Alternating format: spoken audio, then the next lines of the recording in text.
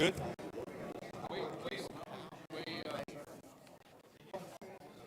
Saw some the other day after we got out there.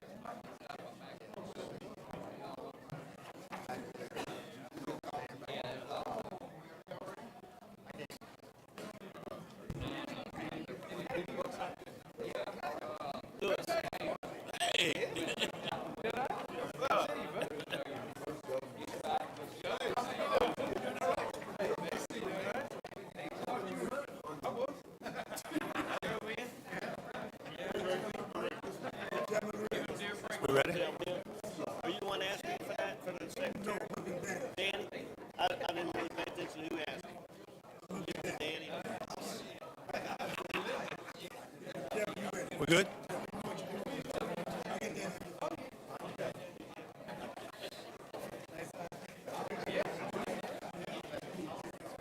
All right, grab the gavel. You got a gavel there? Good afternoon, everybody. Members, if you'll take your seats, we're going to try to get started.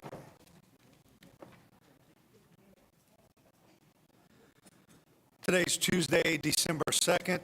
It is 2:32 in the afternoon, and we're here to review the Highway Priority Program for District 08, which encompasses Avoyelles, Grant, Natchitoches, Rapide, Sabine, Vernon, and Wynn parishes. My name is Ryan Bourriac. I serve as House Transportation Committee Chairman, and I represent District 47, which includes half of Vermilion, all of Cameron, and a portion of Calcasieu Parish. Today we have, I think, when you snuck in, the most well-attended. I was having a good day. I don't know what was worse, when I saw the mayor or when I saw you. We have quite a dais.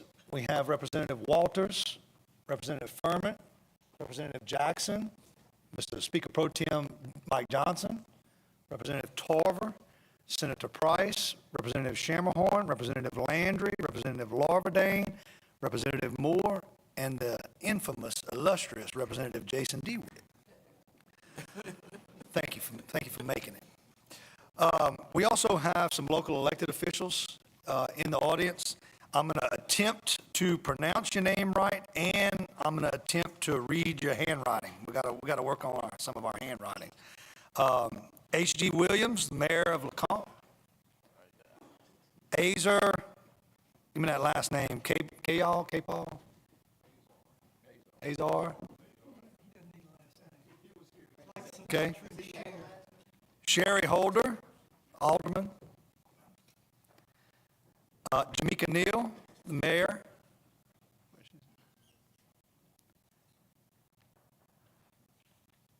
Pamela Rivers, another Alderman, thank you. Cephas Bowie, there we go, with the Grant Parish Police Jury. Lisa Amon, with the town of Woodworth. Danny Bond, did I get that right? Bond, Rapides Parish Police Jury. Bordelon, there you go. Should know that one. No, it's only 4 letters on there.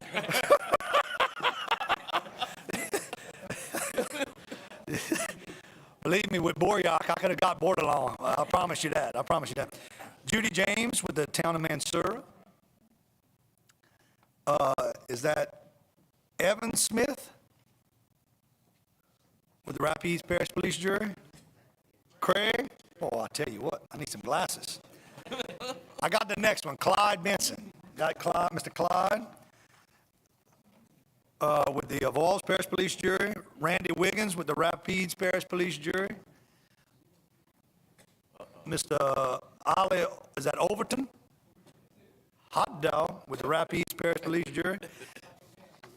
And where's and Mayor Joe Bishop? Yes, sir. Thanks for hosting us. Okay, we're going to go ahead. Did I miss any local government official? Okay, thank you. As I mentioned earlier, we're here to discuss the Highway Priority Program for this upcoming fiscal year. We're going to have presentations from the department on the updates with the transformation items that are ongoing in Baton Rouge and in the districts. And we're going to have a rundown on the projects proposed for this round of the Highway Priority Program, but most importantly, we will have public comment and hear from you on the status of the plan. With that, I'll turn it over to Secretary Leday. Please introduce yourself for the record.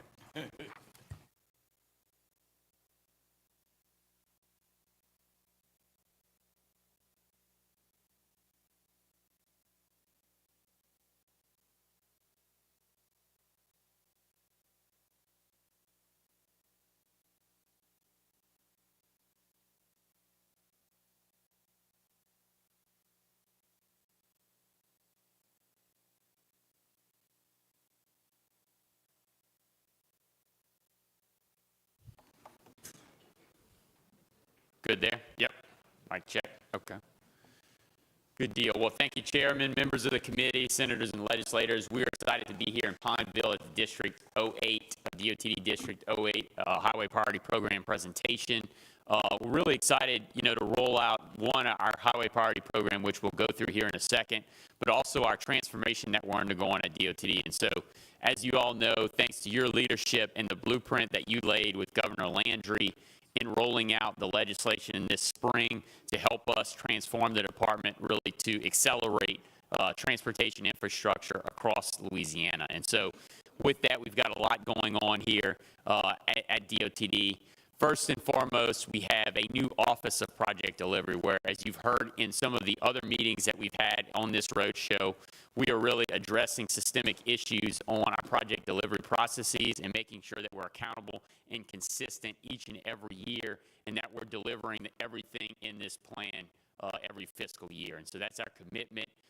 As we'll have some presentations from our new Assistant Secretary and our District Administrator here, they will really testify to all of the ongoing work that we've got at the department, as well as the great work that we have thanks to the LTIF, Louisiana Transportation Infrastructure Fund. So again, thank you for that leadership and all of those efforts. I think hopefully what you'll see today is really a reflection of some of those changes that are coming at the department, and we're really excited about it. But as I said, we've got a lot going on. I want to focus on two things just as I get started. The first is communication. That is part of this process, improving communication and transparency. For that reason, we've got this new guidebook to our Highway Priority Program to help us communicate better what's in that priority program, what needs to be funded in the future, and what we're working on to develop projects. And so we will continue to improve as time goes on, as we really work towards the communication and transparency across DOTD and across our state. But in addition to that, obviously I mentioned project delivery. Our new office is critical. Eric's going to tell you a little bit about those ongoing activities here in a second. But finally, the other major restructure that we have is the new Office of Transformation. And so anything and everything from reorganizing the department, the efficiency evaluation that we're doing, the new technology and innovation that we're incorporating into DOT, that is what the new Office of Transformation is about. And the good thing is every year we'll come back in the legislative session and report those successes to you and the challenges that we have and the ongoing opportunities there. So a lot going on here. We're excited about that. We'll address a lot of that in the legislative session, but just wanted to touch on that. I know I'll reflect on this book as we go along in this presentation. But before I continue and we go into some of the more details of this, I'm going to turn it over to our new Assistant Secretary, Eric Dauphiné, the new Assistant Secretary of Project Delivery, and he's going to tell you about some of the activities that we've gone on in that transformation process. Thank you.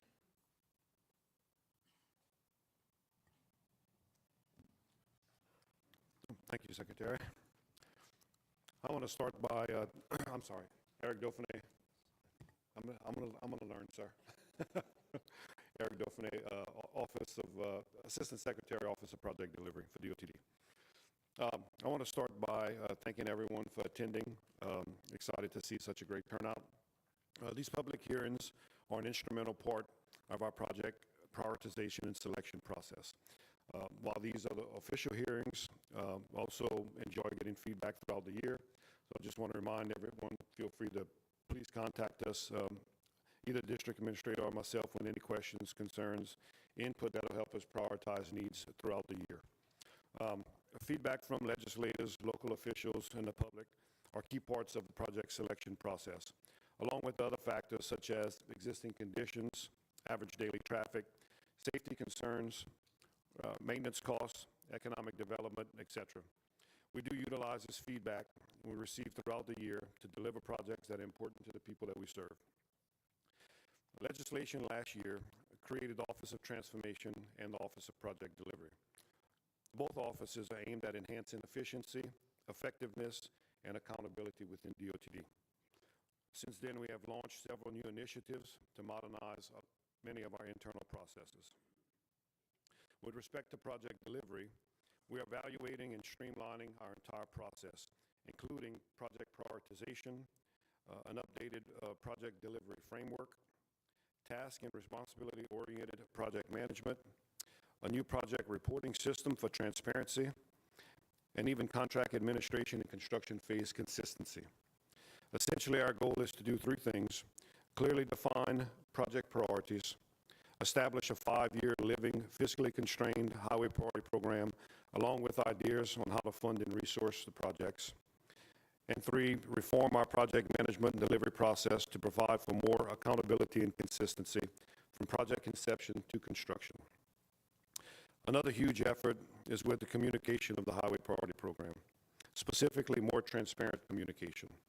Communicating our priorities, the risk associated with project development, challenges, and opportunities will foster more trust and collaboration amongst all stakeholders needed to deliver critical infrastructure. Aside from the internal process enhancements that are underway, another key component in the formula, and perhaps the largest component, is funding. DOTD has historically allocated all federal and state dollars in each fiscal year. And in the past couple of years, additional dollars through the Louisiana Transportation Infrastructure Fund have helped to advance the delivery of an additional 100 projects across the state, totaling $530 million in roadway preservation projects alone. We had 62 additional projects delivered in addition to our regular program funding in 2024, and then another 37 projects that are on or ahead of schedule this fiscal year. In addition to the LTIF funding for these capital projects, each district received $7.5 million last year and $7 million this year in operational maintenance funding. This funding was spent on several typical maintenance operations, but also on in-house crews, utilizing some of this funding to purchase materials to help maintain and preserve our existing system, reducing the assets that we have in deteriorated conditions, which ultimately helps stretch our capital budget. The continuation of these efforts will truly help deliver and advance essential infrastructure improvement and address a growing backlog of needs. I want to say thank you to all of the legislators here for the trust and commitment in providing us these additional dollars, and also want to say thank you to the district, design folks, construction folks, and maintenance folks for taking the challenge in delivering these additional projects. This combined effort is making a difference statewide. With that, I'd like to introduce the District Administrator for District 08, Mr. Troy Russell, and he'll discuss some projects and accomplishments in District 08 in more detail. Mayor Butler, good to see you. Thank you, Eric. I'm Troy Russell, the District Administrator for District 08 here in Alexandria. I know there's a lot of information that you just saw up on the slides, some accomplishments and maintenance, but I'd also like to talk a little bit about what we've done here in District 08. As you can see, statewide, I believe we 305 bridges repaired. We talk about the litter, the acres. It's one of the big conversations we had today. And you'll see some of these numbers maybe on a smaller level that we do here in the district. But you can see it's quite a significant accomplishment statewide in what we've done. And in no small part to what's been done with the LTIF funding, and I'm going to touch on that. And so what I'd like to do is first we're going to recognize the staff members that we have here from District 08. And so if you would mind, stand when I call your name, just so folks can see. Mr. Jonathan Lashney, ADA of Engineering. We have Mr. Joseph Montalvo, he's our ADA of Operations. Chantel Davis, who's our ADA of Business. And I promised I wouldn't do this to her. You can sit down, Ms. Chantel. But I would be remiss With the additional funding that the districts have received and the funding mechanisms that we have, the constraints on how we purchase, tracking the LTIF, making sure that we're meeting our milestones, there's no one in our district that's worked harder and put more effort into tracking and making sure that we've met our goals and made sure that we spent these dollars in the best way for these taxpayers. And I want to thank you, Ms. Chantel, for the work and dedication you put in for this. And she helps us make sure that we're getting every penny spent the right way. So, our traffic engineer, Mr. Dale Craig, isn't present, but his assistant, Mr. Casey Witcher, is. I'll talk about one of their accomplishments here in a second. And then we have our bridge engineer, Charlie Franklin. And then area engineers, Justin Morrow of Oils and Rapides Parish, Jared Taylor, Grant, Natchitoches, and Wynn parishes, and Randall Duffy and Sabine and Verdon parishes. And I just want to say, to put the name to the face, we've done a lot of work putting some accomplishments together. I'm not going to be able to take all the time to go into all the nuts and bolts and take up the committee's time, but I would encourage any of you here that if you have specific needs or something specific you'd like to ask these gentlemen, we are here to answer any and all of your questions that we can. So with that, I think one of the images that they prepared for you is a video. This is a recently constructed project on LA6 in Natchitoches. I believe it's LA 504 intersection. Mr. Jared Taylor's team is the one that did the contract administration on this. This was a Nuger type of roundabout that we've used. It's called a turbo roundabout. And what I wanted to acknowledge, and Dale's not here, but I know Casey, you worked with him. Our team worked tremendously hard in securing the funding for this much-needed safety project. There were a lot of issues with how we were going to handle traffic at this location. And look, whenever you bring a roundabout to a community that maybe it's new to them, you get some questions and concerns, but all the feedback received has been extremely positive, and this has been a win for the district and a good project for the town of Natchitoches and their gateway coming in through LA6. So thank you and your team. As far as I believe that's what the limit of what we have with that. So I just want to talk a little bit about District 08. In general, thus far, with our regular highway program, we've had 13 projects let, totaling approximately $30 million. We anticipate another 13 projects with an additional $60 million for a total letting this year of $90 million. Like mentioned, we have seven parishes in our district: Natchitoches, Grant, Wynn, Avoyelles, Rapides, Vernon, and Sabine. That's 2,600 centerline miles of roadway, 6,000 lane miles of roadway. District 08 is geographically the largest district in the state. We have the largest number of centerline miles. We have the largest number of roadway lane miles in the state of Louisiana. So it's quite a challenge for our team. We talked about mowing and the numbers. We've herbicide treated over 13,000 acres. One of the things that we were able to do with LTIF money, and I was going to touch on that a little bit later, but we have historically received a lot of complaints about Johnson grass on the interstate, and depending on the type of weather we hit, encroaches very much on the shoulder of the road. There's a very expensive herbicide that we in the past have not had the funds available to use to purchase for that, and we were able to use LTIF funds. We've made 2 applications of that this past growing season. We intend to do so the next year. And if you drive I-49 through District 08, I truly believe that you can see a difference, and that's one real direct impact from that. And y'all are going to have to bear with me. I've been a little bit under the weather. I got some water, but I'm going to try to do my best. Along with that, 173 signalized intersections, warning beacons, 50,000 roadway signs.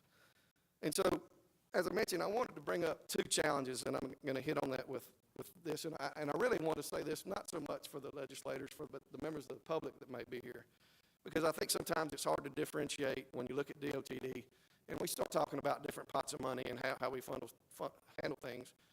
At the district level, we get operational funds that we use on a day-to-day basis, and that's to put gas in the trucks, buy tires, batteries, parts, road signs, reflectorized pavement markers, toilet paper, pencils. That pot of money that we get for District 08 is $3.2 million. The best I can tell, that number has remained the same for at least 10 to 15 years. And what we've done some numbers and looking at the buying power that you lose over that period of time, you could run different numbers anywhere from 30 to 60%. Of that $3.2 million, 1.2 is fuel right off the top. about $1 million for parts, batteries, tires. That's right up, so now you're at 2.2 off of that. We spent $200,000 on herbicide. We have a striping goal that we have to meet every year. We got to buy bridge timbers and make repairs. And so prior to LTIF funding, it was the silk purse Sal's ear trying to just fix things with baling wire. And so I want to bring out the challenges at the operational level and how LTIF has impacted that. And I also want to talk a little bit in a minute about challenges on a project funding level, which again, so we have all, and I think the secretary will probably talk about it, we have all these different categories that are used to fund the projects we utilize, but that's not necessarily at the disposal of the district, for lack of a better term. The headquarters allocates certain fundings to the districts, and I'm going to get into that in a minute. But with our striping goal, because of LTIF, we were able to purchase $678,000 worth of paint and beads, striping. Our goal is 1,200 miles a year. We were able to exceed that by 15% and striped 1,382 line miles of roadway. And prior to LTIF, we weren't able to fund our goal. And so I want to say again, thank you. That's the real impact on the ground of what that funding is doing at the district level. As far as our bridges, we maintain our state system bridges, and we inspect both state system and off system. We have the greatest number of bridges to inspect in the state. We have 1,750, but we have a tool that most other districts don't have. We have an extra inspector. Representative Larverdane called me up one day. He was driving in his area, and he felt the impact at a bridge in, and we had our Charlie Franklin, our bridge crew, went out immediately. And what I want to point out is Representative Larverdane came out there, met with our guys. When they did the maintenance work, he crawled under there with them, looked at what they were doing, and I just want to thank you for that, because those guys still talk about it, and it meant the world to them. And I want to tell you, I appreciate the time that you spent with them and making that happen. But with that, again, 1/3 of our bridges are in what's categorized as fair condition, which are in great need of maintenance funds and maintenance activities, and that's going to be a challenge as we go forward in the future. A lot of times folks don't think about DOTD when it comes into disaster response, and again, I'm going to tell you, I'm going to go over this really quickly, but we're ready when the hurricanes come. We're ready when the ice storms hit. Because of LTIF and our funding that we've been able to utilize, we currently have 1.5 million pounds of salt on hand in preparation for winter weather response. We've also used some of the funds that have come to pass in the last couple of years. We had not been equipped previously for brine application, and so we now have storage locations for brine both in Alexandria and Natchitoches, and the equipment to distribute it, and the equipment to generate it. So that's a changing tool in our toolbox for response to winter weather events. And again, that's not in short effort due to the LTIF. So I'm going to go really quickly. The one thing that as the challenge, I said I had two challenges. The other challenge that I want to bring up to you, I threw out the number of miles of roadway we had, the 2,600 centerline miles of roadway. And so a lot of folks here today, I'm sure, are going to have concerns about specific roads. And as the year goes through, and most of you I have, at least in our district, we have personal relationships with, and you'll call them and concerned about a road, and I'll tell you, okay, that road falls under funding category PRNS. And for our district, of that 2,600 miles number that I threw out there, over 1,500 miles of our roadway system are funded under the PRNS category. Now, in the last 6 years, the average cost per mile over the past 6 years to rehab work on those categories was $750,000 per mile. Where we are right now is post-COVID, depending on the type of treatment, you're looking at about $1 million a mile, okay? So if we just look at that at its most simple form and you say, okay, I ballpark got 1,500 miles in my system, it ballpark costs $1 million a mile to rehab that roadway. And you say, at a district level, on average, we typically get around $7 million a year in that funding category.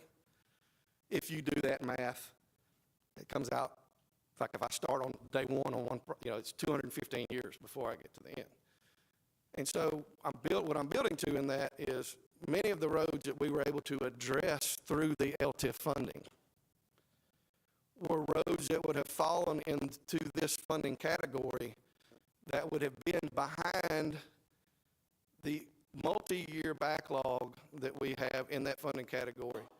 And I'm skipping ahead a little bit, but one of the things we've done, especially in the LTIF 1.0, is we developed some hybrid projects where DOTD crews would go out in-house, we would do the prep work, the patching, we would pull the shoulders back, get everything ready, and the contractor would only have to come in and do a mill and overlay and get in and out.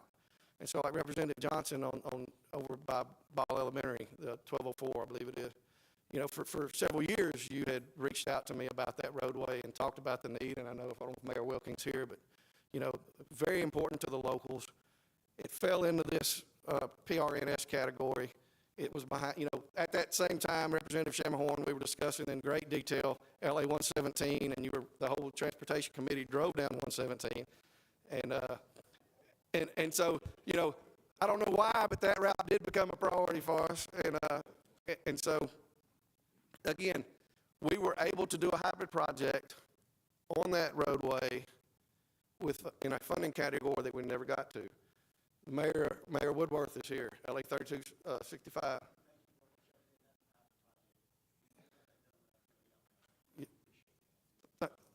Thank you, sir.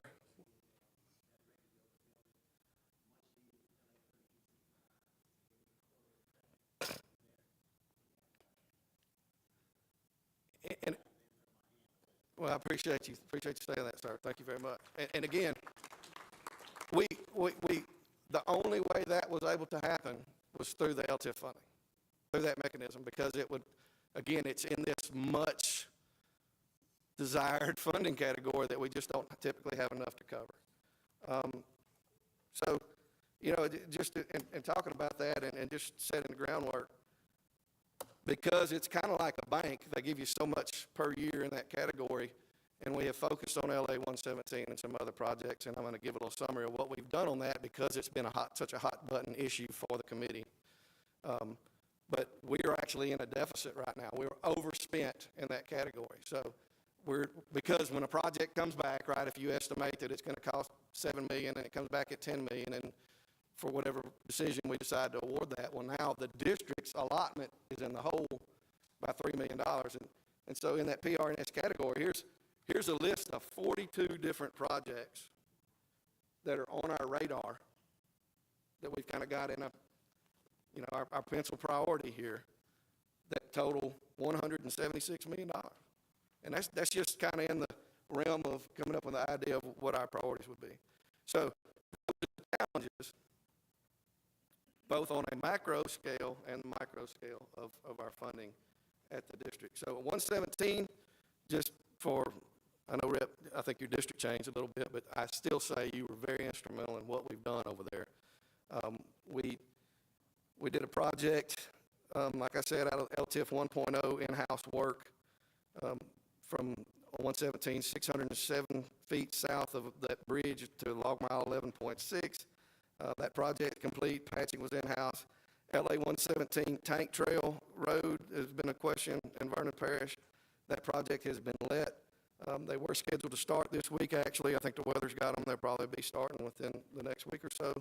117 at Bellwood, that project that we've talked about, to LA 120 in Natchitoches Parish. That project was let and is scheduled to begin work within the next couple of weeks. Another project on that corridor that, we've repeatedly been asked about is the project on the Vernon side with the military issuing corridor. That project's estimated at $18 million. I think that, I'm not sure what category of funding that's in now, but the plans are being developed and is advancing. But again, your efforts on 117 did not go missed, and we've definitely put a lot of effort into that. So with that, I know I got to hurry up. Do I have time to go over LTIF or just really quickly? So in the main budget bill of LTIF, we got 3 projects in 1.0. LA 174, LA 111, and LA 9. All three of those were delivered on time, on target. One is fully complete, one is 60% complete, and one is 42% complete. All of that did meet the targets.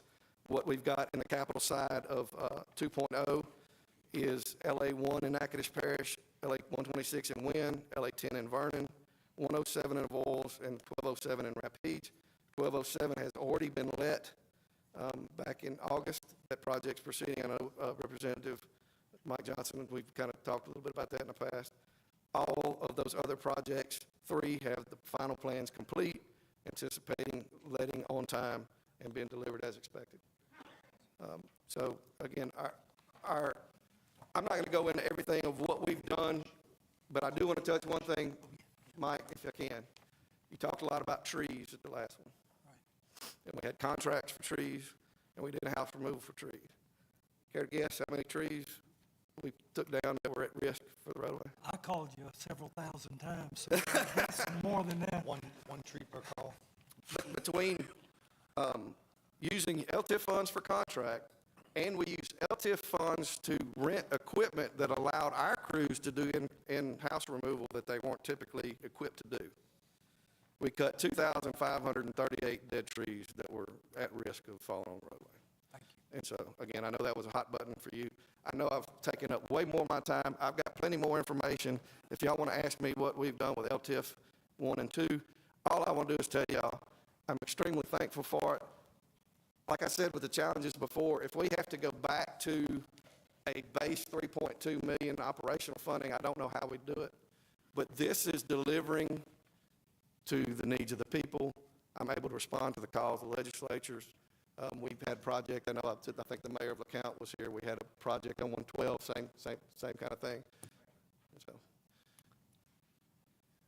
Thank you, Mr. Roussel. And for the public's benefit, you referenced the 3 LTIF 1.0 projects that were completed on time.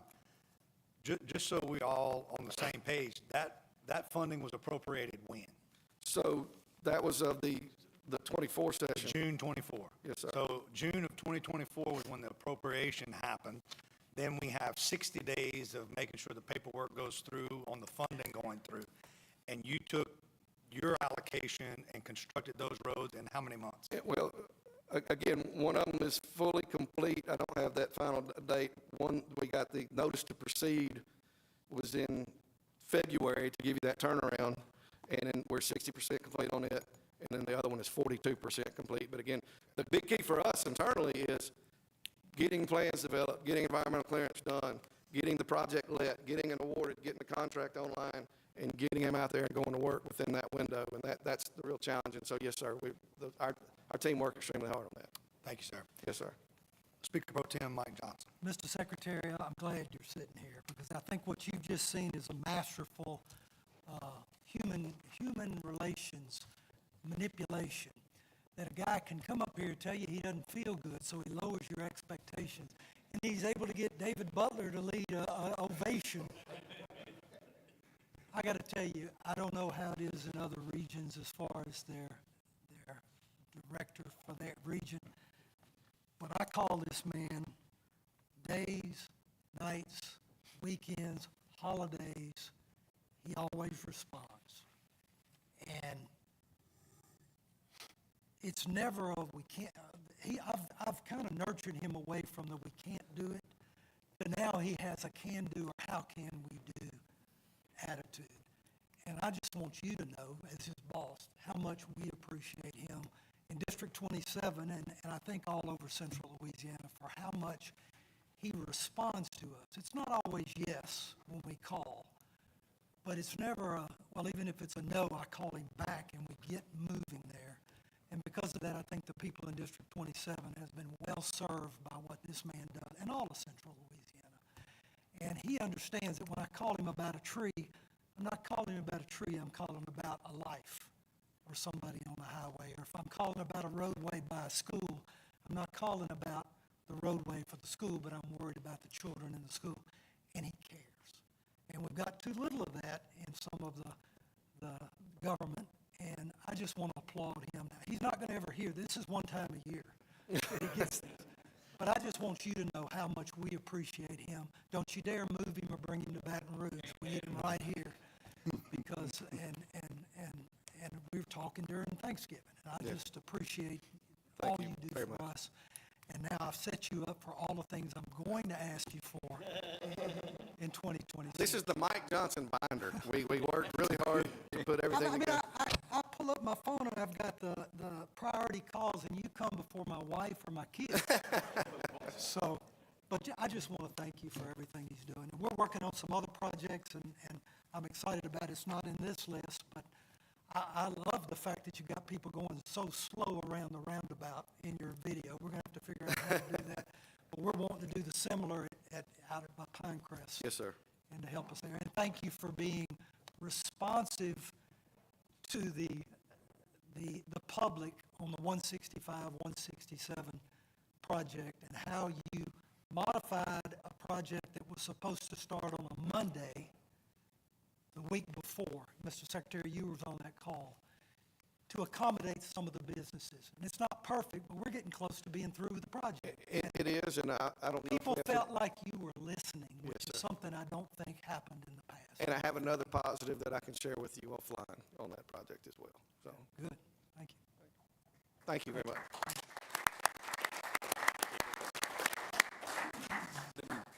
I'll come back. Well, thank you. And, Mr. Chairman, as you pointed out, the folks here at the district have worked around the clock to make sure that we deliver those LTIF projects. So, special thanks to everybody in District 08 on all the hard work that they've done, as well as our headquarter folks. Again, I said that they're really dedicated to delivering this priority plan this year and every year, but certainly working around the clock to make sure that what you said is correct. And so, just want to give them another round of applause for all their hard work throughout this year.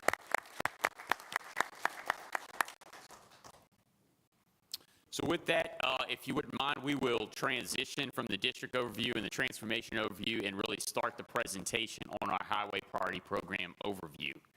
And so with that, this year, what we would like to do is really give a broad overview of what the program is, really just to recap that for everybody in the room. As we go through this process, of course, selecting projects is really what we're looking at, so we'll give an overview of that selection process, and then finish with the conclusion of what's the investment this year in infrastructure in our state. And so that's really just an overview of what you'll be looking at. And so as we start every year, as you can see, what we have today in all of these roadshow meetings is really our prioritized plan for the state's transportation infrastructure. And at the end of the day, what we're looking at is what are we engineering, designing, and constructing in FY 26-27. And then essentially it's making sure that these tax dollars are going to good use every year. And so we get this opportunity to present this to you and then hear from the public, get feedback so that we can incorporate that either in the final plan or in next year's plan or beyond. And so that's really why we're here today, and that's that broad overview. Each and every year, we always start with our goals and objectives, and so I think that this slide does a good job of showcasing those 5 objectives that really we hope to achieve each and every year. And so the first, you can see there, preserving the system. Essentially, we want to make sure that we're doing everything to provide a reliable system, provide everything that we need to do to provide those preservation projects, as Troy mentioned. In addition to that, we've got to operate the system reliably, and so this is really that second category that we focus on. In that, we make sure that we have evacuation routes for emergencies. In addition to that, we encourage innovation and technology use. We look at lighting and other things, and so that's that second goal and objective. Third, we are always looking to improve the safety of the system. Obviously, safety is critical. We're always working towards a net zero in fatalities. We want to reduce crashes, and so anything that we can do to improve safety for both motorized and non-motorized users of our system is critical.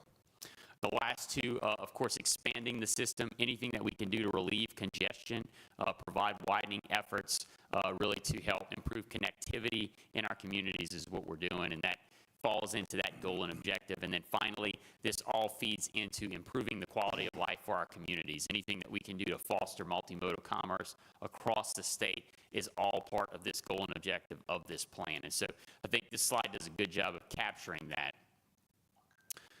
Within that, of course, we have to put these in buckets and project types to help align with funding in our federal program. And so you can see those 5 types. Similarly to goals and objectives, you've got preservation.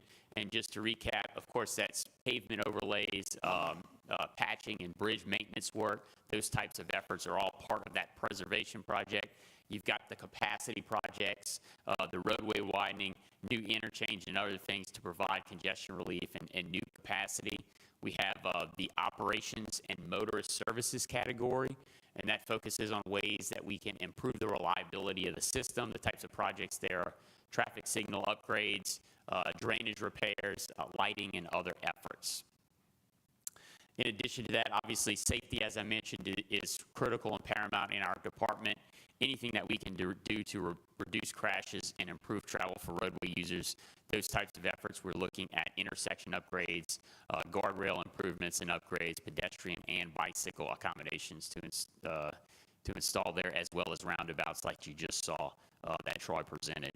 And then finally, we have a miscellaneous category. We've got a number of efforts, small repairs, our roadway transfer program, and so you'll see all of that in that investment breakdown, but these are our 5 types of projects that they fall into. And then finally, within this broad overview is really the status of every project. So, you know, a lot of the questions that we get asked are, when is it going to construction? What stage is it in? So in this booklet, you'll see these projects fall into one of these 3 categories. The first, a lot of focus is projects that are moving to construction, the projects that are scheduled for letting, that we're advertising and bidding. And so a lot of that effort that we'll talk about in this investment is those projects that are scheduled for letting in FY 26-27. If it's not in there, obviously it's in some form of project development, and so we'll have it in some form of stage where we're developing the concept, we're working on the environmental approvals and permitting process, or the engineering, design, and real estate stage. And so you'll see it in that category in this booklet. And then finally, obviously on projects of certain magnitude, we are looking for funding or trying to compile a funding plan for a project. And so you'll see projects waiting for funding. Oftentimes, we're trying to match state dollars and find federal dollars to get to construction. And so, you know, we have obviously the 5 types of projects and then the 3 stages that are part of this plan. And so just wanted to provide that brief overview before we get into that investment. And of course, obviously, a lot of this process is making recommendations for priorities and selecting what goes in this fiscal year's plan. And so wanted to give you a brief snapshot of that before we talk about that investment. And so as you just saw, those 5 goals and objectives and those project types, this is reiterated in our revised statute 48229.1, and you see those 8 categories of objectives for prioritizing, very similar to those priorities. You know, you can see there the 8 categories in this revised statute, bringing the system into a good state of repair. The preservation side, you've got improving safety. 3 is supporting the resiliency of the system. 4 is increasing that accessibility, the capacity side, economic development and intermodal connectivity, and of course, innovation, use of technology, and protecting the environments. And then when you cross matrix this back to those goals and objectives, you can see where each of those categories of priorities fall within each of those goals. And so we're making sure that our starting point is really what you're seeing here in that revised statute, that we're following that for both goals and objectives as well as priorities. And so within that, now that we have that framework for goals, objectives, and priorities, we've got the project identification process. So every year we start with gathering the data and then analyzing the data. We have a ton of data at the department, obviously both on roadway conditions, on the operations of these roadway systems, but also safety, crash records, fatality records, as well as congestion records and traffic counts. And so taking all of that information and then seeking stakeholder input, talking to the public, talking to state and local officials, MPOs, rural organizations, and other state agencies to make sure that we're getting your feedback year round. And so taking all of that information and making sure that we're identifying all of the projects necessary really to complete our system.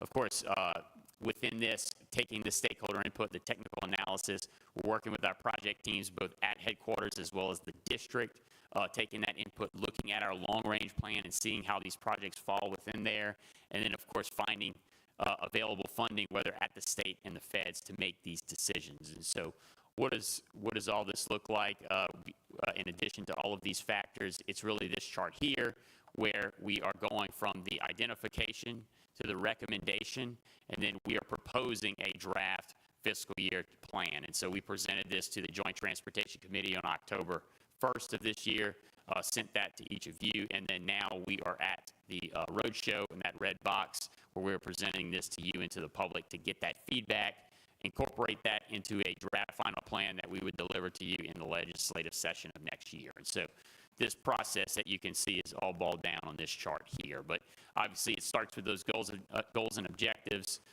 really looks towards those priorities in the revised statute, and incorporates all of the data that we have at the department to make the best decisions that we can this year with the available funding.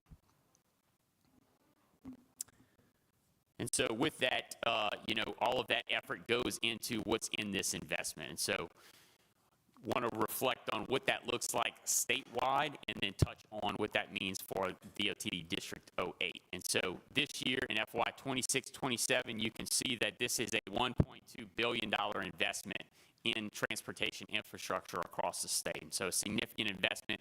Of course, as you heard, this is outside of monies like LTIF, non-recurring dollars, that would be in addition to this. And so this is just our traditional highway priority program, but that is a significant investment. Of that, $913 million is dedicated to projects that would be let for construction, and that amounts to 302 projects statewide. And so again, a significant investment. And so with that, you can see that note there. Of that 1.2 billion, 220 million is dedicated to pre-construction, to engineering, design, environmental efforts, and then the remaining 70 million is dedicated to efforts for contingencies, construction, engineering during construction, and CE&I services that the department does to ensure that these projects are constructed properly. So that all goes into that $1.2 billion investment. And then when we reflect on the project type, as we mentioned earlier, you see a significant portion, 553 million, is dedicated to preservation statewide. That's the big green pie of the pie chart. You've got another 101 million dedicated to operations and motor services, 74 million in safety, and then the remainder falls in that miscellaneous category. And so if you would, I will take a minute to just kind of reflect on what those look like in detail, and then touch on the district. And so as you can see there, this preservation category that is the largest, it contains both interstate and non-interstate preservation. That non-interstate preservation is broken up into different categories, like our surface transportation plan, the National Highway System, as well as our non-federal aid category. And so you can see that makes up a large chunk. We've got preventative roadway maintenance work. We also have, obviously, the interstate system, and then another large piece is obviously the preservation and maintenance work that we do on bridges. You can see our on-system bridge program is very large, approximately $200 million this fiscal year. So that makes up that $553 million piece of the preservation work. On the motorist services and operations side, a number of categories there. I won't read them all, but you can see we've got ITS, intelligence traffic services, as well as traffic control devices is a large chunk. You've got anything from interstate lighting to rest areas, access management, ferries and major repairs on ferries. You've got the movable bridge maintenance program that's part of this category. And so these all make up a large portion, way stations as well. And so this is all part of that operations and motorist services category. And then finally, the last two, safety is obviously critical. We've got both railroad as well as surface transportation safety. You've got that category at roughly $74 million. And then finally, the miscellaneous category, where you have anything from the roadway transfer program to intermodal connections. You've got the NEVI, the Federal Electric Vehicle Program, as well as TAP, Transportation Alternative Projects, and a number of other urban systems efforts. And so that makes up the breadth of that $913 million construction investment, and then $1.2 billion total investment for the state. And then finally, what does that mean for the district? And so, as I mentioned, we've got projects going to construction. You've got 17 projects in this district that will be let for construction. Those are all provided to you in that booklet that you can get at the front desk. And again, we have this guide booklet with some details here on each district. And so we've got a couple of pages on District 08, trying to do our best to continue to improve the messaging and communication of this highway priority program. We also have maps and figures that showcase all of the projects that are being let in this district, as well as projects that were let last year and beyond. And so you can see that geographically as well as a one-pager. So I'd say, you know, through this process, we're always trying to improve. Continuous improvement is part of that Office of Transformation, and so we will continue to do that through this Highway Priority Program, but really focus this year on making sure that we communicate what's in the program and what we're looking for funding to really build. Obviously, we've got great needs across the state, including here, and so Mr. Roussel demonstrated that. But I think our commitment is to making sure that we deliver what's in this year's Highway Priority Program, and to your point, Mr. Chairman,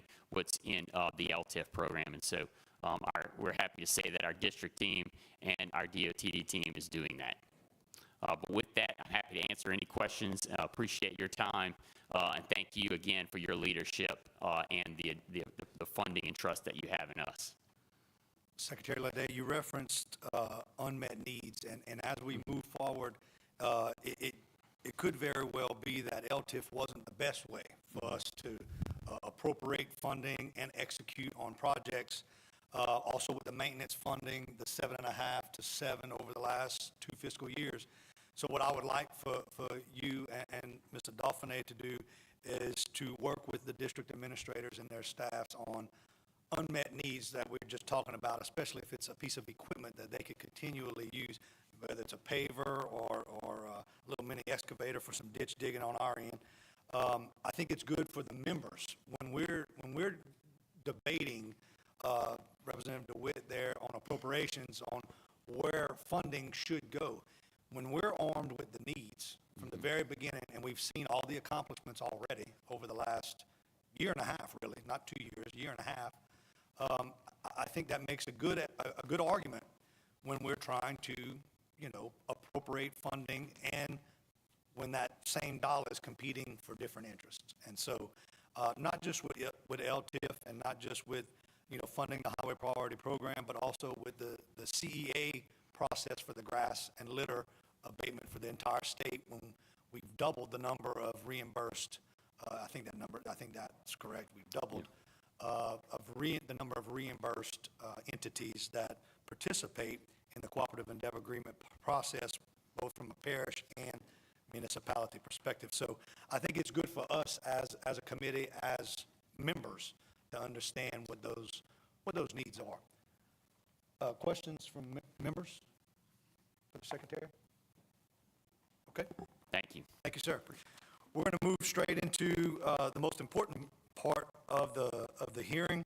That will be public comment.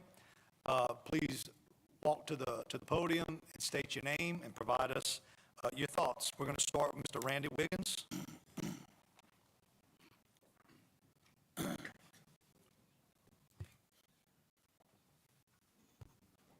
Thank you, Mr. Chairman and members. I'm Randy Wiggins, and I am Police Sheriff for District B, which is this area right here. Thank you for being here and the department that's come here today to visit with us in our community. I remember when I served in your position at one time, what it took for you guys to serve, the commitment it took on you and your family. We want to thank you for that commitment that you're doing, because it's critically important. And the movement and the things that you guys have done in the last 2 or 3 sessions has been outstanding, especially with push to reset on the DOTD operation. And everybody's excited about what we're hearing about that, and it's certainly going to bode well for our state. I have certainly I've talked to some of my colleagues here, and I don't be redundant, but for me, one of the things that's critically important is for this 28 East corridor that goes out to the side. You know, we got a lot of north-south highways going, but we don't have many east and west. And so 28 East, 4-laning from where it goes now from Laboo's out to Highway 84 and then over to Mississippi, I think would be a great addition. I know we got Interstate 14 that's on the drawing board, but at my age, I don't buy green bananas, you know, so it'd be a long time before I would see, if I ever saw Interstate 14, but I think if we could begin to build this out further and I think there's something on the drawing board for 28 East, but I would certainly put a plug in for 28 East as soon as possible, get it four-lane out to, certainly to 1207, and then on to 115 could, and then all the way to 84 as soon as possible.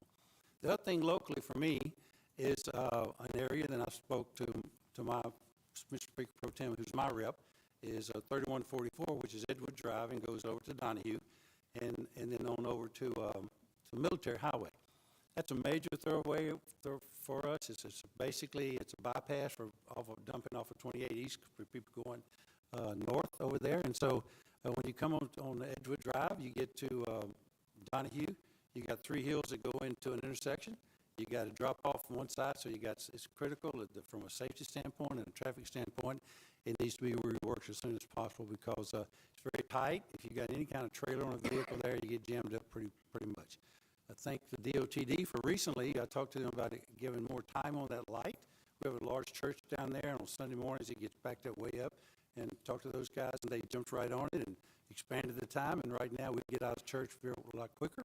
And so I just appreciate all the things you guys are doing, and thank you for being here.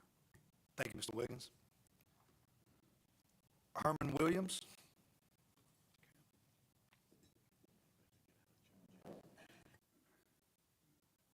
Good afternoon. My name is Herman Williams. I'm the mayor of Town Account, and I just want to thank DOTD for all they have done in my town. But I do have a problem. But the information that I received from the presentations, I'm on the let list, so I can't stand here and chew on you. But Absolutely, you can. I do want to add to the project itself, because 112 you just did the roadway. But my concern would be inside the city limits. My shoulders, I have drainage under those shoulders, and we can't fix the drainage under the shoulders until you fix the road. And it goes right through the middle of town. It's one of the main streets in town. So 456 is a priority for the channel account, and I appreciate being on the let list. But when you do your research, I hope you include the shoulders. And thank y'all. Thank you. Judy James. Bless.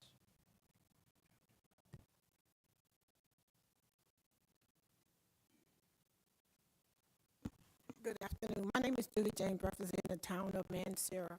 I'm here in concern with the railroad ties that's inside the city limits of Mansura. These ties been there for over 10 years. And, you know, there's environmental hazard and everything that's going on. And I feel that someone needs to come and look at them to see, because you have children, you have rodents, and it's a real hazard, you know, where they're at. I mean, I have pictures, I brought pictures to see. It's not 1 or 2 tides. It's a lot of tides that's sitting there, you know, that's been there for over 10 to 15 years, you know.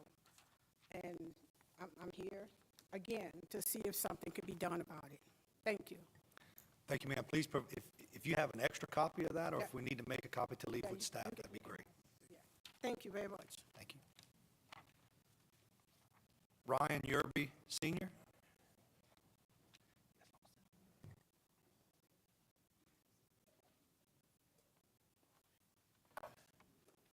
Good afternoon, Mr. Chairman, committee. In front of you, there's a handout. Please introduce yourself for the record. I'm sorry. Ryan Yerby. All right. I'm a farmer in Grant Parish. I'm the president of Grant Parish Farm Bureau, so I represent a lot of people in our area. And I'm here today because the farmers in our communities, we've got a problem it's growing. It's getting bigger and bigger. Our society grows and expands, so the number of vehicles on the road. But in turn, the numbers of farmers and loggers are decreasing. That means we've got to get bigger. We've got to travel farther. We've got to do more, meaning we have to spend more time on the highways with equipment. Our farm-to-market roads we've outgrown them. Mainly, I'm focusing on LA 8 in in between Colfax and Boyce. There's LA 492, also in that same area, which is the main agricultural portion of Grant Parish. But a good infrastructure is absolutely necessary for a great economy. And what we've got right here is a safety hazard. And like I said, if you will see these handouts that I passed out, I had for all of you, they always tell us share the road. Where? We don't have anywhere to go. We're 14 to 16 foot wide. We're traveling a max of 30 miles an hour. And if you can go through, if you flip through some of these images here, these are images that I've taken from our equipment. I took these myself. That is the view that I see from my driver's seat. I'm 14 foot wide in these pictures. This is a 2-lane highway, and there's no shoulder. If what little shoulder is there, when we have to get over, as you'll see, there's oncoming traffic. We're off the highway by more than half. We're damaging our equipment. We're damaging what little bit of shoulder's there. It's unsafe. We're working with we share the highways with 18-wheelers, log trucks. Logging is a huge industry in Grant Parish. Log trucks coming at us at 55 miles an hour, loaded 90,000 pounds, and he's top heavy. Well, if he has to veer, that's an accident waiting to happen. If we have to veer, but the main problem that we're running into here is there's nowhere for us to go. We have to stop. We have to find a spot, pull over and stop. That's causing an additional hazard. If we can't get over, people don't pay attention to us anymore. We're 14 foot wide, we're 13 foot tall, we have orange flashing lights, we have escorts in the front, we have escorts in the back, we can have police escorts. Nobody pays attention to us anymore. They're on the phone, they're not paying attention, they're zipping by, they're trying to get where they're trying to go. They're not worried about what we're trying to do. So it is become an increasing hazard over the years. So I'm asking for focus on LA 8 between Colfax and Boyce, LA 492, which are major agricultural thoroughfares for both logging and agriculture. And as I said, I'm the president of the Grant Parish Farm Bureau. We have submitted dialogue to the Louisiana State Farm Bureau for resolutions to support, and you'll see that that's on page 3 in yellow,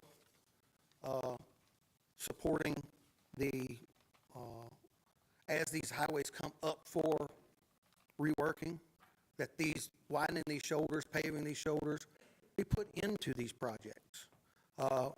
We also had in here that overhanging trees, and I would like to really thank the department for really taking care of that in our area. Requests have come out, and they got right on it. So we do thank you for that much. We appreciate what y'all have done for our highway systems, because that's the only way we've got to get from Grant Parish, that's the only way we've got to get our crops to market. So we appreciate that.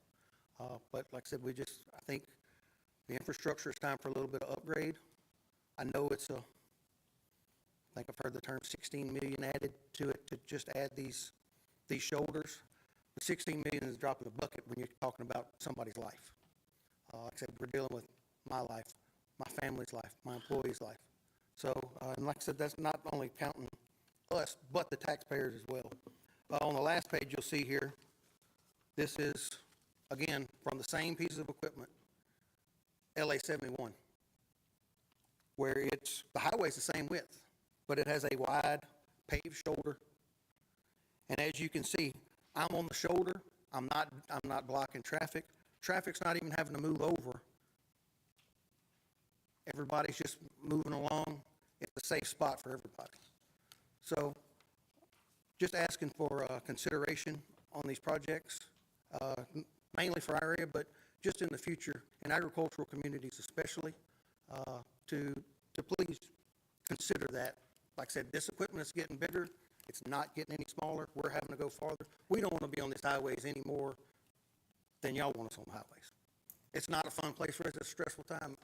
And I can't tell you how many, in the past 5 years, there's been 3 accidents with farm equipment and vehicles. One recently here over the planting season.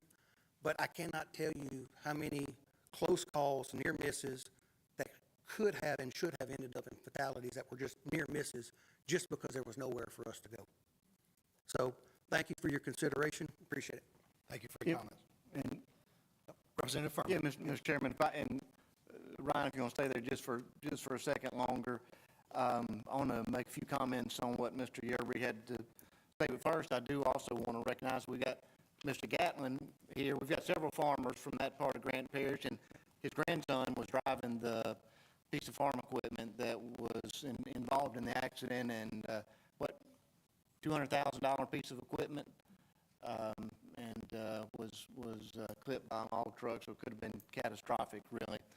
And I know Ken Richardson's here, and Cephas Bowie's not only a police chair, but a farmer too. So, Actually, got my dad, Charles Yerby, he's one of and the lead farmers here in Mr. our Yerby area, so Senior is here, and so it is, this is a,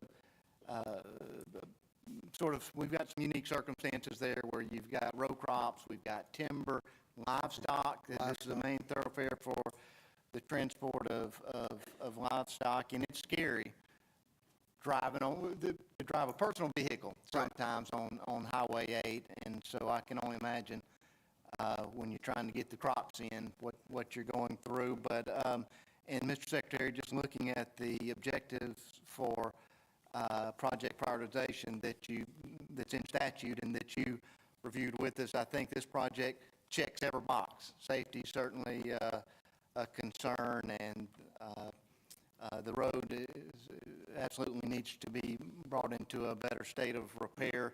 But this is the main east-west thoroughfare through Grant Parish. We've got several, at least a couple of wood products plants right across the bridge, and of course a lot of speculation about economic development in that area with potential data centers. And I know, Mr. Yerby, you met with LED on a big tract of land the state owns. Correct. Adjacent to Highway 8, Right, if I'm not mistaken, just a couple of weeks ago. Right, so like I said, if for any future development of the parish, Yes, so this would be a huge infrastructure improvement.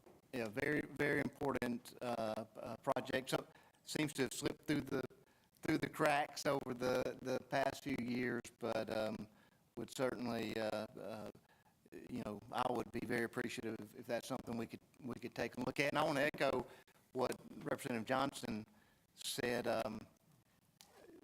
Mr. Roussel, he's very responsive when I call. The only problem is he's my constituent. So I complain about roads, and he starts complaining about the high cost of insurance.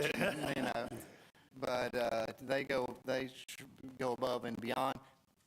In fact, Jonathan just spent about a half day with me and Mr. Gatlin riding around the western part of Grant Parish. So we're very appreciative of what they do here. And there are some challenges representing a rural district, and we just don't see a lot of blue on the west side of Grant Parish. So hopefully we could take a look at that. But I just want to thank Mr. Yerby and everybody for being here, and thank you for listening to us today. One other thing to keep in mind on this portion of Highway 8, this is the only section of Highway 8.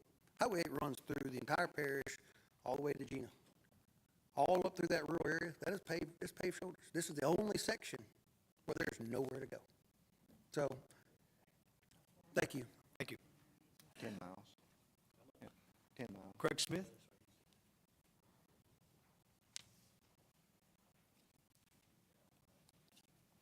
Thank you. I'm Craig Smith, President of Rapides Parish Police Jury, and I will just to reiterate District 08 and what they do for us in our area. They work closely with the parish. We've created a partnership, so we know one another. We've had donuts and coffee before, and it's worked fine for us, so we appreciate that partnership.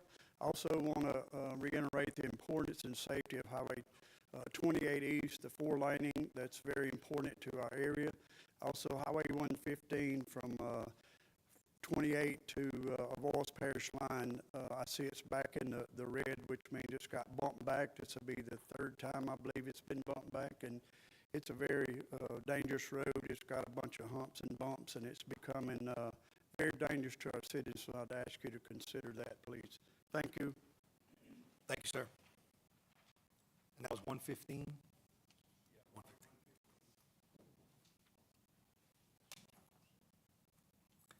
Deborah Randolph?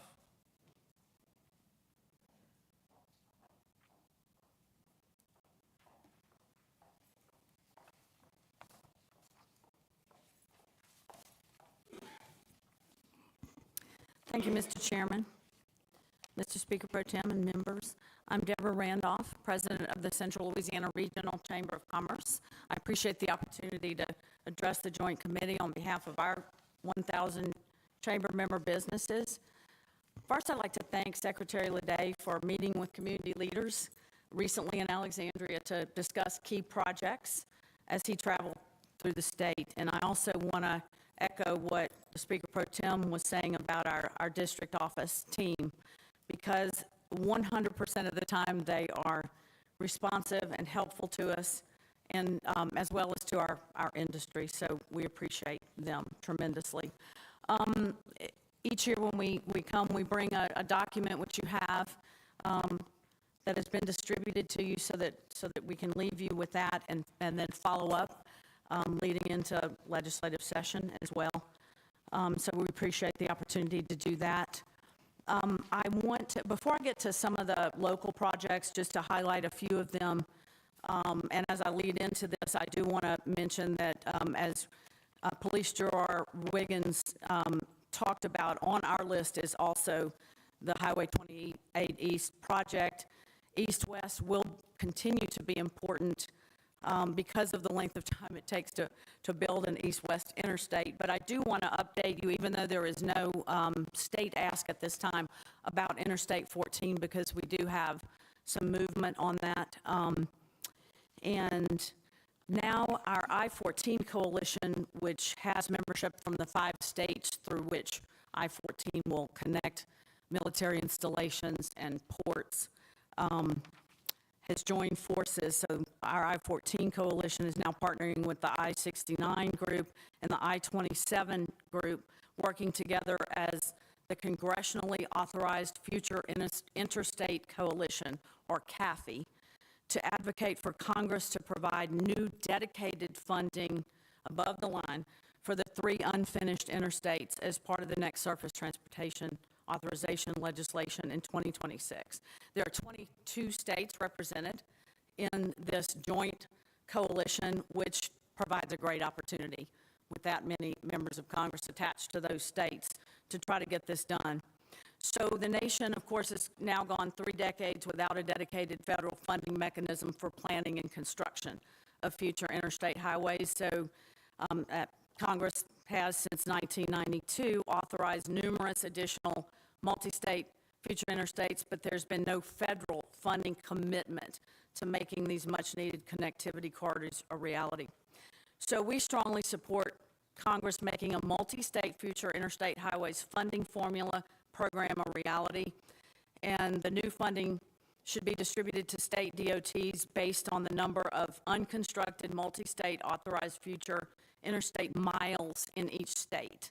The guaranteed federal funds for the program should be in addition to each state's highway trust fund rate of return calculation, and states should have the flexibility to determine annual corridor development priorities. So we're going to be working really hard to get this done in that surface transportation bill going forward, and we ask for your support and assistance with that, and that of the Secretary and DOTD.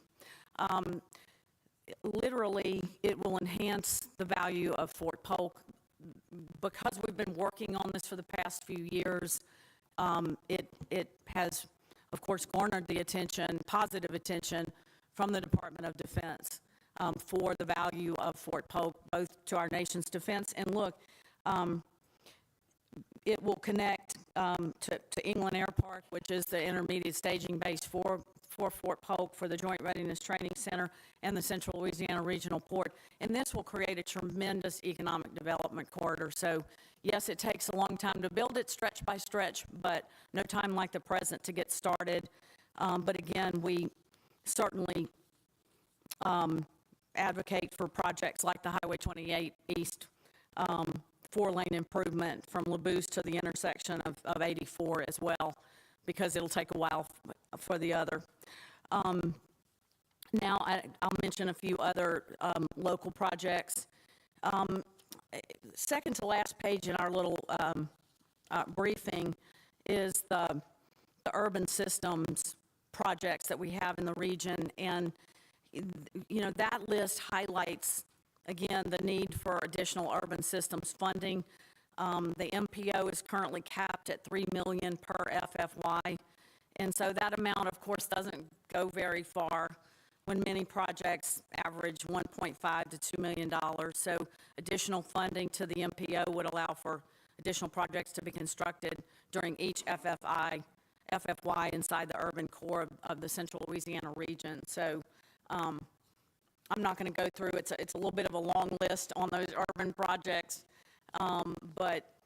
so we're, of course, are advocating for that.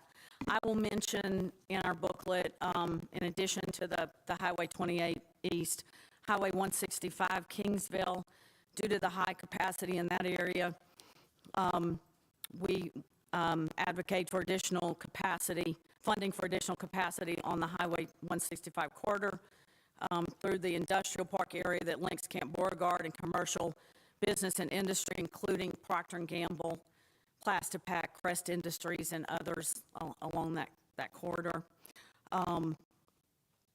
The Pinecrest Roundabout project was submitted as a capital outlay request in November of 2025, and a preliminary design for that roundabout at LA 3144 was included as part of the district safety improvement plan for District 8. Let's see, Highway 28 East and Cottingham Expressway, due to high capacity in that area. Of course, we would favor funding for a flyover ramp to access Cottingham southbound for westbound Highway 28 traffic, and that ramp would allow for more of a continuous flow of traffic that currently has to stop for on-grade intersections. And that project's included in the US 165 Monroe Highway corridor study. Highway 28 West, over on the south side of the river in Alexandria, MacArthur Drive to Vandenberg. With the increase of businesses locating on Highway 28 West, that is where much of the growth is in Alexandria, is along that corridor at this time. So especially the intersection of Highway 28 West and MacArthur Drive, that current intersection is not capable of meeting the existing traffic demand along those two major corridors, causing significant user delays there and potential safety issues. So alternative designs are currently being studied, we realize, but that'll, of course, need funding in the future to make that a reality. I'll mention MacArthur Drive improvements from Jackson Street to Highway 1. MacArthur Drive, US 165 and 71 capacity and safety improvements are needed along those feeder roads to it and intersections from Jackson Street to Bolton Avenue, including Elliott Street, West Monroe, Stimson Avenue, Bayou Rapides, Browns Bend Road, England Drive, and Bolton Avenue. And the intersection of US 165 at LA 496, Bayou Rapides, was identified as one of the top 10 bottleneck locations by the MPO in 22, 23, and 24, and this year, 2025. So design and model validation, proposed improvements are underway there. Let's see, rehab and overlaying of existing lanes, Highway 28 West and 165 Business and 165, the timed corridors, the time program and improvements to Highway 28 West have provided Central Louisiana with several great four-lane transportation corridors, and we're really thankful to legislative leaders for that. But we will need preservation dollars to maintain a state of good repair on those regionally important corridors to us. And then last, Sugar House Road, the City of Alexandria and the MPO are requesting $7.62 million for Sugar House Road. It's currently in Priority 1 in capital outlay, while the city and MPO have each escrowed $2.5 million for the project. And of course, we ask that it be funded this year by releasing that and those capital outlay funds, in addition to the $19 million allocated in 2019. So those are just a few of the projects, but you've got our list that we're advocating for in the document.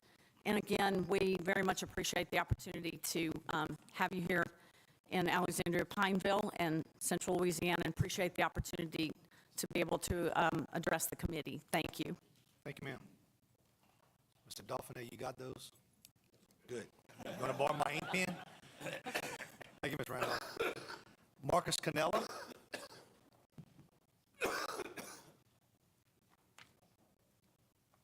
Good afternoon, Mr. Chairman and legislators. I'm Marcus Canella. I represent the city of Alexandria.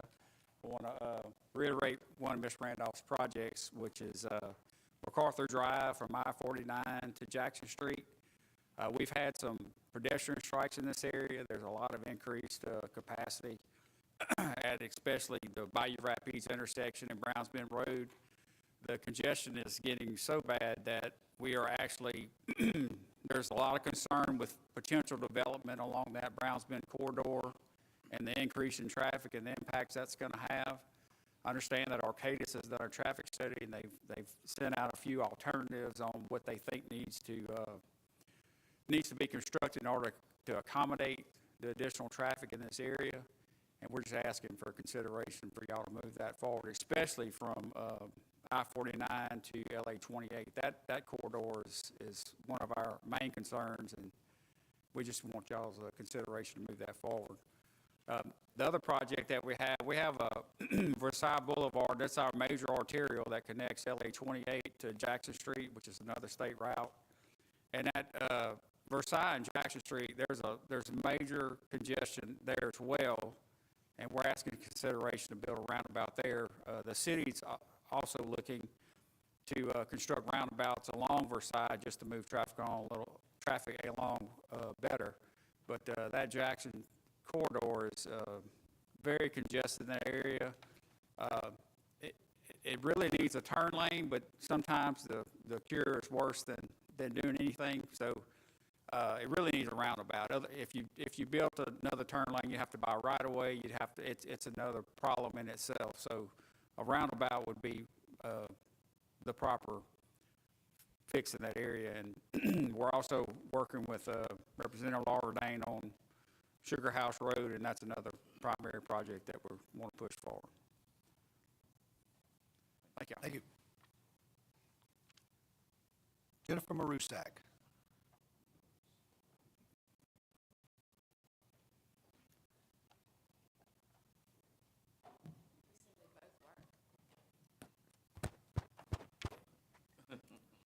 I asked ahead of time, Mr. Chairman. For the record, can we note how many people used that podium versus that podium? Just for the record. I'm Jennifer Marusak. I'm the Executive Director of the Ports Association, and I don't know if Lane Kiffin brought this weather down with him, but I wish he would send it back because I'm tired of being cold. And if anybody doesn't like my driving, it's because I grew up learning to drive on the traffic circle here in Alexandria. My dad wouldn't let me go on a date in Natchitoches until I learned to drive around the traffic circle.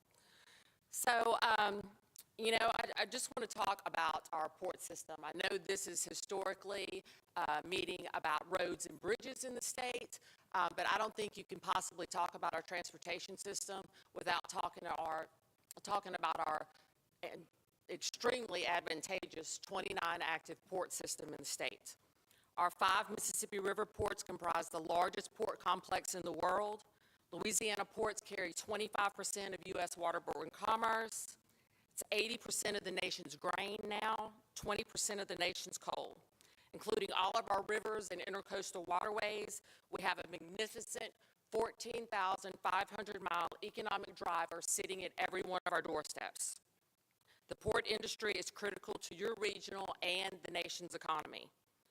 Port-reliant industries are 1 in 5 jobs in Louisiana. 40 to 45% more direct jobs than the oil and gas industry. Our deepwater ports support global trade, coastal ports enable the energy industry, and our inland ports, like Mr. Russo's port here and yours here in this area, drives local economies, not only by moving the break bulk, but literally fueling the fuel industry. So what do we need? Of course, we need additional funding for dredging and for port infrastructure. We've got to get the rest of the Red River dredged all the way up to Shreveport. We're about 95% of the way there. We're ahead of dredging for the bigger ships down on the Mississippi River. But you all oversee the Joint Transportation System. Through the Joint Transportation Committee, oversee the Port Priority Program. We've been fortunate the last 10 years to get $39.4 million in it, but we are not statutorily obligated to get a dime. We need to continue to at least get the $39.4 million, but we actually need to increase it. You know, when Texas got an influx of money a couple years ago, they asked me to go over to their association and talk about our Port Priority Program because it works so well for Louisiana.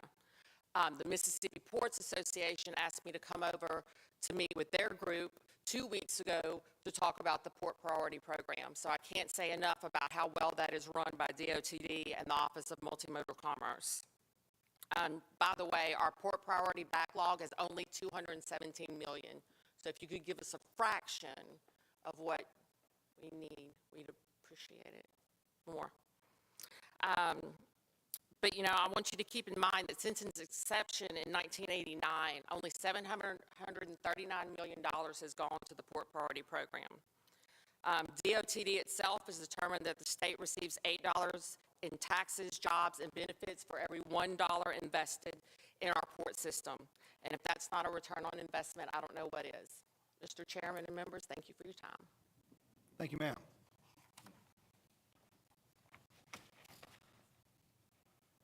Members? Representative Lawverdane.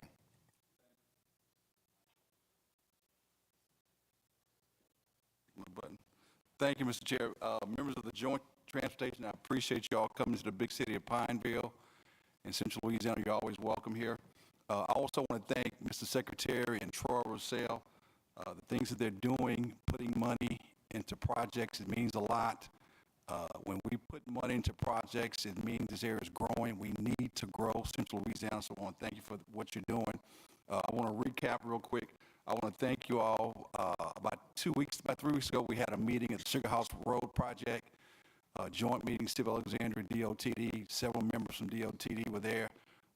DOTD was there answering questions, professional, courteous. It was a great meeting, and the public had an opportunity to ask questions. So I want to thank the Secretary for his leadership. DOTD, thank you for what you're doing. We want that area to grow. The Sugar House Road Project is important because it's in my district, and we want the southern part of Alexandria to grow. Right now, the western part, Highway 28 near the Coliseum, but we also want other parts of our city to grow. We want people to stay here. We've got to grow the whole region, so I want to thank you all for that. Also, real quick, we talked about Brown Bench Road near MacArthur. That area is very congested.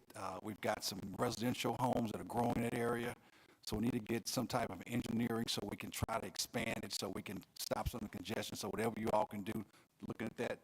Also on LA1, which is 3rd Street, we need an overlay. It's kind of rough when you're traveling, real bumpy. We have several schools, a lot of neighborhoods, and also it's going south towards Marksville, so whatever you can do about that. Also, I want to give a shout out to my good friend, Ms. Jennifer.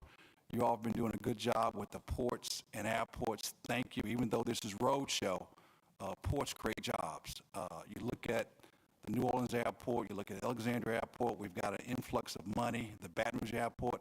If we want our community to grow, we have to be able to transport people. So even though it's a roadshow, you're putting a lot of money in ports and airports, so I want to thank you for that. Also, when Troy talked about the bridge, I want to thank my colleague, Mr. Overton. Mr. Overton brought it to my attention. He and Mr. Jules Green, Mr. Overton's on the police jury. They brought it to my attention, and Troy and his team were out there real quickly. So I want to tell you all, respond quickly. You handle the business. So, Mr. Secretary, welcome to Alexandria, and DOT, thank you. Thank you, Mr. Chair. Thank you, Representative Lawverdane. That sounded like a motion to adjourn. It is. Mayor Butler, tell some of Woodworth's finest to go take them about a 15-minute break in about 27 minutes. White lightning coming through.